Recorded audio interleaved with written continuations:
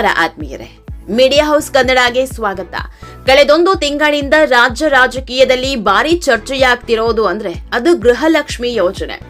ಈ ಯೋಜನೆಯಲ್ಲಿ ಪರಿಷ್ಕರಣೆ ಮಾಡಬೇಕು ಅಂತ ಸಿಎಂ ಡಿಕೆಶಿ ನಿರ್ಧಾರ ಮಾಡ್ತಿದ್ದಂತೆ ಹಲವರು ಸಿಟ್ಟಿಗೆದ್ದಿದ್ರು. ಮೊದಲಿಗೆ ಈ ಯೋಜನೆಯ ಲಾಭ ಸಿಗಬೇಕು ಅಂದ್ರೆ ಅರ್ಜಿ ಸಲ್ಲಿಸಬೇಕು ಅನ್ನೋ ಮಾಹಿತಿ ನೀಡಿದ್ರು. ಆಮೇಲೆ ಜನಾಕ್ರೋಶ ಹೆಚ್ಚಾಗ್ತಾ ಇದ್ದಂತೆ ಮನೆ ಮನೆಗೆ ಬಂದು ಪರಿಶೀಲನೆ ನಡೆಸ್ತೀವಿ ಅಂದ್ರು.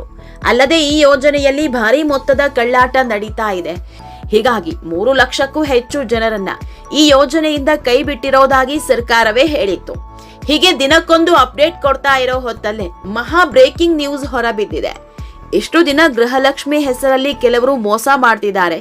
ಟ್ಯಾಕ್ಸ್ ಕಟ್ಟೋರು ಕೂಡ ಈ ಯೋಜನೆಯ ಲಾಭ ಪಡೀತಿದ್ದಾರೆ. ಅಷ್ಟೇ ಅಲ್ಲ, ಮಹಿಳೆಯರು ಸಾವನ್ನಪ್ಪಿ ತುಂಬಾ ದಿನ ಆದ್ರೂ ಅವರ ಖಾತೆಗೆ ಹಣ ಹೋಗಿದೆ. ಇದರಿಂದಾಗಿ ಸರ್ಕಾರಕ್ಕೆ ಕೋಟಿ ಕೋಟಿ ನಷ್ಟ ಆಗಿದೆ ಅಂತ ಸ್ವತಃ ಸಿಎಂ ಡಿಕೆಶಿ ಅವರೇ ಹೇಳ್ಕೊಂಡಿದ್ರು. ಆದ್ರೆ ಈಗ ಈ ಯೋಜನೆಯ ಬುಡದಲ್ಲಿದ್ದವರೇ ಕೋಟಿ ಕೋಟಿ ನುಂಗಿ ನೀರು ಕುಡಿದ ಮಾಹಿತಿ ಹೊರಬಿದ್ದಿದೆ. ಡಿಕೆ ಸರ್ಕಾರದಲ್ಲಿದ್ದವರೇ ಜನರ ಕೋಟ್ಯಾಂತರ ಹಣವನ್ನ ಹೇಳ ಹೆಸರಿಲ್ಲದಂತೆ ತಮ್ಮ ಜೇಬಿಗೆ ಇಳಿಸಿಕೊಂಡಿದ್ದಾರೆ ಅನ್ನೋ ವರದಿ ಬಟಾಬಯಲು ಮಾಡಿದೆ. ಜನರಿಗೆ ವಾಮ ಮಾರ್ಗದಲ್ಲಿ ಹಣ ಹೋಗ್ತಾ ಇದೆ ಅನ್ನೋದನ್ನ ಘಂಟಾಘೋಷವಾಗಿ ಮಾತನಾಡಿದ್ದ ನಾಯಕರು ಈಗ ಜನರ ದುಡ್ಡನ್ನ ಅಧಿಕಾರದಲ್ಲಿ ಕೂತವರು ನುಂಗಿ ನೀರು ಕುಡಿದಿದ್ದಾರೆ ಅನ್ನೋದರ ಬಗ್ಗೆ ತುಟಿ ಬಿಚ್ತಾ ಇಲ್ಲ. ಜನರಿಗೆ 2,000 ರೂಪಾಯಿ ಹೋಗ್ತಿರೋದು ಸರ್ಕಾರಕ್ಕೆ ದೊಡ್ಡ ಹೊರೆಯಾಗಿದೆ. ಅದೇ ಆಯಕಟ್ಟಿನ ಜಾಗದಲ್ಲಿ ಕೂತವರು 10 ಕೋಟಿ ಕೊಳ್ಳೆ ಹೊಡೆದಿದ್ದಾರೆ. ಆದ್ರೆ ಇದರ ಬಗ್ಗೆ ಮಾತ್ರ ಯಾವುದೇ ಕ್ರಮದ ಮಾತಿಲ್ಲ. ಇದೆಲ್ಲದ್ರ ಬಗ್ಗೆ ಇವತ್ತಿನ ವಿಡಿಯೋದಲ್ಲಿ ಹೇಳ್ತಾ ಹೋಗ್ತೀವಿ.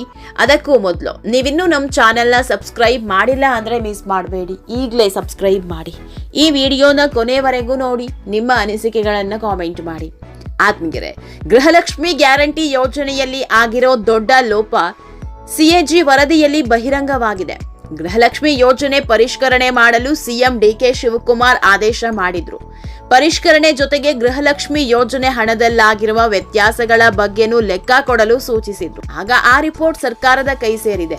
ರಾಜ್ಯದ ಗೃಹಲಕ್ಷ್ಮಿಯರಿಗೆ ಮನೆಯ ಯಜಮಾನಿಗೆ ತಿಂಗಳಿಗೆ 2,000 ಕೊಡುವ ಮಹತ್ವದ ಗೃಹಲಕ್ಷ್ಮಿ ಯೋಜನೆ ಇದು.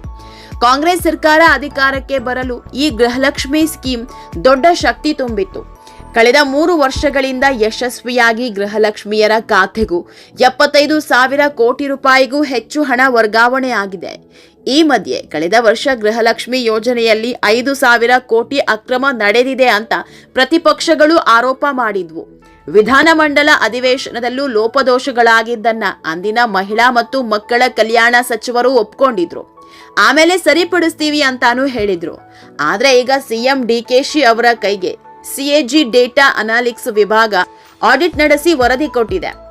ಈ ಸಿಎಜಿ ವರದಿಯ ಅಚ್ಚರಿ ಬೀಳುವ ನಕಲಿ ಲೆಕ್ಕಗಳು ಪತ್ತೆಯಾಗಿದೆ. ಅದರಲ್ಲಿ ಮೊದಲನೆಯದ್ದು 19,020 ಗೃಹಲಕ್ಷ್ಮಿಯರಿಗೆ ಒಂದೇ ಬ್ಯಾಂಕ್ ಖಾತೆ ಇರೋದು. ಇಷ್ಟು ಜನರ ಹೆಸರಲ್ಲಿ ಒಂದೇ ಬ್ಯಾಂಕ್ ಖಾತೆ ಇದೆ. ಇವರೆಲ್ಲರೂ ಅಸಲಿ ಗೃಹಲಕ್ಷ್ಮಿಯರ ಅನ್ನೋದೇ ಯಕ್ಷ ಪ್ರಶ್ನೆ. ಒಂದೇ ಖಾತೆಯಲ್ಲಿ 19,020 ಜನ ಅಂದ್ರೆ ಏನ್ ಹೇಳಬೇಕು ಹೇಳಿ? ಇಷ್ಟು ಜನರ ಹೆಸರಲ್ಲಿ ಒಂದೇ ಖಾತೆಗೆ ನಿರಂತರವಾಗಿ ಹಣ ಹೋಗಿದೆ. ಇದೆಲ್ಲವೂ ಯಾರ ಜೇಬು ಸೇರಿದೆ ಅನ್ನೋದನ್ನ ಪತ್ತೆ ಹಚ್ಚಬೇಕು.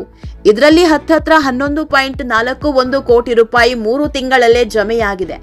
ಇಷ್ಟೇ ಅಲ್ಲ, 23,262 ಫಲಾನುಭವಿಗಳಿಗೆ ಬ್ಯಾಂಕ್ ಖಾತೆನೇ ಇಲ್ಲ. ಆದ್ರೂ ಕೂಡ ಗೃಹಲಕ್ಷ್ಮಿ ಫಲಾನುಭವಿಗಳು ಅನ್ನೋ ಹೆಸರಲ್ಲಿ 46,52 ಲಕ್ಷ ಹಣ ಸಂದಾಯ ಆಗಿದೆ. ನಿಜವಾದ ಫಲಾನುಭವಿಗಳು ಬ್ಯಾಂಕ್ ಖಾತೆ ಕೊಡ್ತಾರೆ. ಬ್ಯಾಂಕ್ ಖಾತೆ ಕೊಡದೇ ಇದ್ರೆ ಅವರ ಖಾತೆಗೆ ಹಣ ಬರೋದಾದ್ರೂ ಹೇಗೆ ಹೇಳಿ? ಇಲ್ಲೂ ದೊಡ್ಡ ಗೋಲ್ಮಾಲ್ ನಡೆದಿದೆ. ಇನ್ನು ಮೂರನೆಯದ್ದು 8,995 ಗೃಹಲಕ್ಷ್ಮಿ ಖಾತೆಗಳಿಗೆ 2 ಸಲ ಹಣ ಹೋಗಿದೆ. ಕೆಲವು ಜಿಲ್ಲೆಗಳಲ್ಲಿ ಇನ್ನೂ 3 ತಿಂಗಳ ಹಣ ಹಾಕಿಲ್ಲ. ಆದ್ರೆ 8,995 ಖಾತೆಗಳಿಗೆ 2 ಸಲ ಹಣ ಹಾಕಿದ್ದಾರೆ.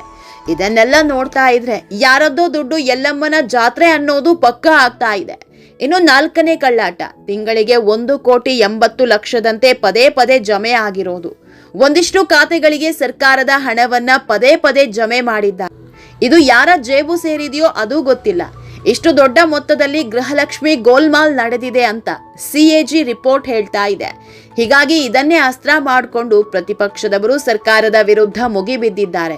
ಅಷ್ಟೇ ಅಲ್ಲ, ನೇರವಾಗಿ ಮಹಿಳಾ ಮತ್ತು ಮಕ್ಕಳ ಕಲ್ಯಾಣ ಇಲಾಖೆ ಕಡೆ ಬೊಟ್ಟು ಮಾಡೋದಕ್ಕೆ ಶುರು ಮಾಡಿದ್ದಾರೆ.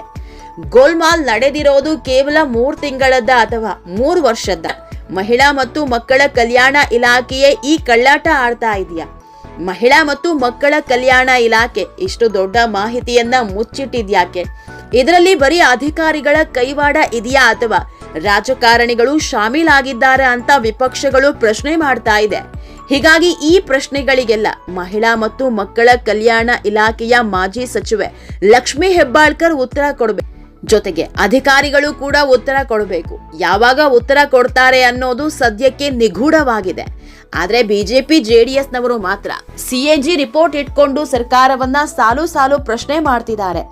ಆತ್ಮೀಯರೇ, ಈ ಎಲ್ಲಾ ಬೆಳವಣಿಗೆ ಮಧ್ಯೆ ಬಡ ಮಹಿಳೆಯರ ಖಾತೆಗೆ ಜಮೆಯಾಗಬೇಕಿದ್ದ 3 ತಿಂಗಳ ಗೃಹಲಕ್ಷ್ಮಿ ಹಣ ಇನ್ನೂ ಬಾಕಿ ಇದೆ. ಬರೋಬ್ಬರಿ 5,000 ಕೋಟಿ ರೂಪಾಯಿ ಹಣದ ಲೆಕ್ಕವನ್ನ ಕಾಂಗ್ರೆಸ್ ಸರ್ಕಾರ ಕೊಟ್ಟಿಲ್ಲ. ಬಾಕಿ ಹಣ ಬಿಡುಗಡೆ ಮಾಡಿ ಹಣದ ಸ್ಥಿತಿಗತಿ ಕುರಿತು ಸಾರ್ವಜನಿಕರಿಗೆ ಸ್ಪಷ್ಟನೆ ನೀಡಬೇಕು. ಒಟ್ನಲ್ಲಿ ಗ್ಯಾರಂಟಿ ಹೆಸರಲ್ಲಿ ಕೋಟಿ ಕೋಟಿ ಹಣ ಯಾರದ್ದೋ ಜೇಬು ಸೇರಿದೆ. ಹೀಗಾಗಿ ಜನರ ದುಡ್ಡನ್ನ ತಿಂದು ತೇಗಿದವರಿಗೆ ತಕ್ಕ ಶಾಸ್ತಿ ಆಗಬೇಕಿದೆ. ಗೃಹಲಕ್ಷ್ಮಿ ಫಲಾನುಭವಿಗಳಲ್ಲಿ ಲೋಪದೋಷಗಳಿದೆಯಾ ಅಂತ ಪರಿಷ್ಕರಣೆ ಮಾಡೋ ಸರ್ಕಾರ ಆಯಕಟ್ಟಿನ ಜಾಗದಲ್ಲಿ ಕೂತ್ಕೊಂಡು ಕೋಟಿ ಕೋಟಿ ನುಂಗಿದವರನ್ನು ಬಯಲಿಗೆಳಿಬೇಕಿದೆ. ಆದ್ರೆ ಈ ನಿಟ್ಟಿನಲ್ಲಿ ಹೆಜ್ಜೆ ಇಡ್ತಾರಾ ಅನ್ನೋದೇ ಅನುಮಾನ. ಆತ್ಮೀಯರೇ, ಈ ವಿಡಿಯೋ ನಿಮಗೆ ಇಷ್ಟವಾದಲ್ಲಿ ಲೈಕ್ ಮಾಡಿ, ಶೇರ್ ಮಾಡಿ, ಕಾಮೆಂಟ್ ಮಾಡಿ. ಇನ್ನೂ ನಮ್ಮ ಚಾನೆಲ್ನ ಸಬ್ಸ್ಕ್ರೈಬ್ ಮಾಡಿಲ್ಲ ಅಂದ್ರೆ ಮಿಸ್ ಮಾಡಬೇಡಿ, ಈಗಲೇ ಸಬ್ಸ್ಕ್ರೈಬ್ ಮಾಡಿ.